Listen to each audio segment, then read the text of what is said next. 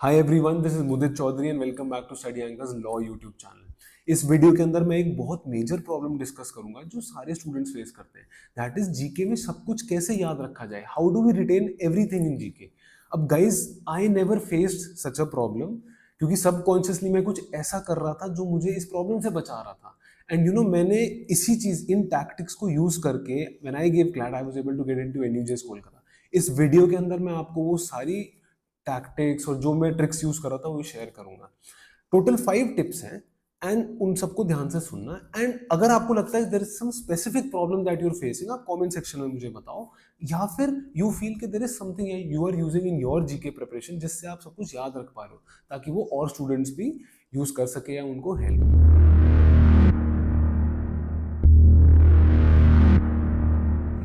तो let's start with those 5 point. सबसे पहला पॉइंट, मैं जो भी कुछ पढ़ता था मैं उस मोमेंट को कैप्चर करने की कोशिश करता था। मोमेंट को कैप्चर करने का मतलब ये है कि अगर मैं इमेजिन मैं यहाँ बैठ के पढ़ रहा हूँ, किसी किताब से पढ़ रहा हूँ, तो I will try and remember, अच्छा मैंने इस रूम में पढ़ा था, मैं इस किताब से या फिर इस ऑनलाइन डॉक्यूमेंट से पढ़ रहा था।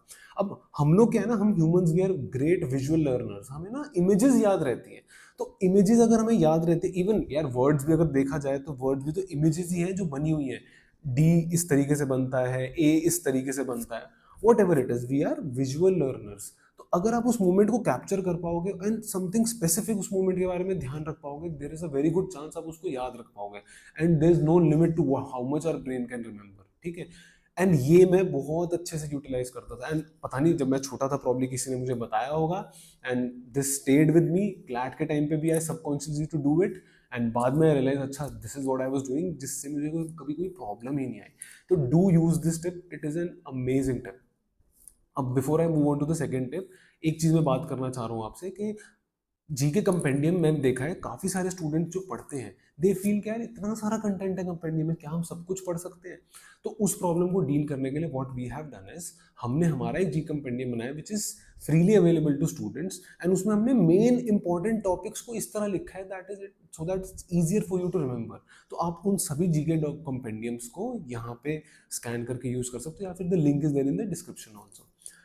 Let's talk about the second point. Second point है जो मैंने अपने स्टूडेंट्स के साथ नोटिस किया है, that is when you discuss anything. आप जो भी अपना स्टूडेंट ग्रुप है आपका, या कुछ दोस्त होंगे आपके जिनके साथ आप पढ़ रहे हो, अगर नहीं है दोस्त जिनके साथ क्लैट की प्रिपरेशन नहीं कर पा रहे हो, आई वुड हाईली सजेस्ट एक या दो ऐसे फ्रेंड होने चाहिए जिनसे डिस्कस कर सको।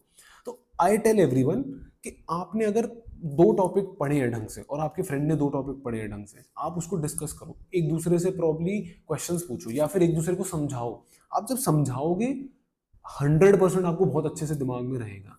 एंड ये हमने बहुत सारे स्टूडेंट्स में नोटिस किया है कि उनकी रिटेंशन पावर 50-60 से ऑलमोस्ट 90-95% चली जाती है। N underrated tip which a lot of students miss out on, because easily ऐसे दोस्त नहीं मिलते जिनके साथ आप फ्लैट प्रिपरेशन अच्छे से कर सकते हो, ऑनेस्टली कर सकते हो, ठीक है। But try using this. Third tip I will say is revise करना। अभी सुनने में तो बहुत सिंपल टिप लग रही है, पर मैं आपको बताता हूँ इसको यूज कैसे करना है। यूज ऐसे करना है कि एक बार आपने कोई टॉपिक पढ़ लिया, एक या दो या तीन, मैं इसको यूज करता था कि I use to ask my mother कि आप मेरे से इन 3 टॉपिक में से क्वेश्चन पूछो।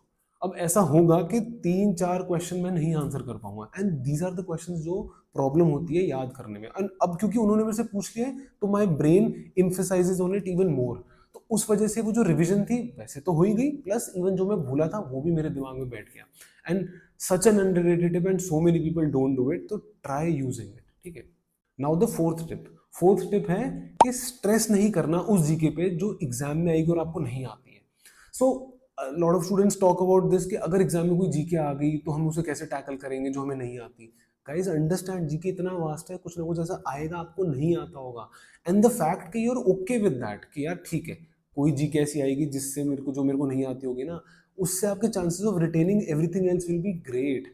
अब जब डर इतना होता है ना कि यार ये जीके तो मेरे को नहीं आती, मैंने पढ़ी नहीं, उससे नॉट ओनली जीके सेक्शन बाकी सारा पेपर भी स्टूडेंट्स खराब कर लेते हैं।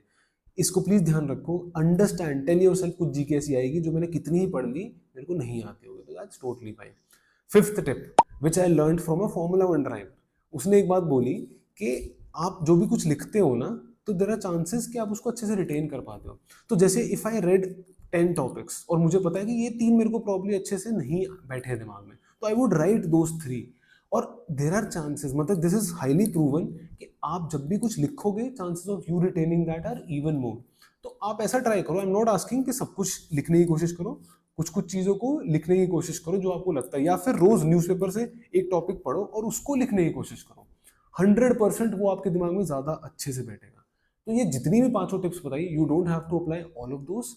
आप दो तीन भी कर रहे हो या एक भी ऐसी यूज कर रहे हो जिससे आपको सब कुछ याद रहे, वो पर्पस सॉल्व होना चाहिए, ठीक है। तो ऑल द बेस्ट, सबको अप्लाई करो सारी टिप्स को, and let me know if there is anything else. Thank you so much.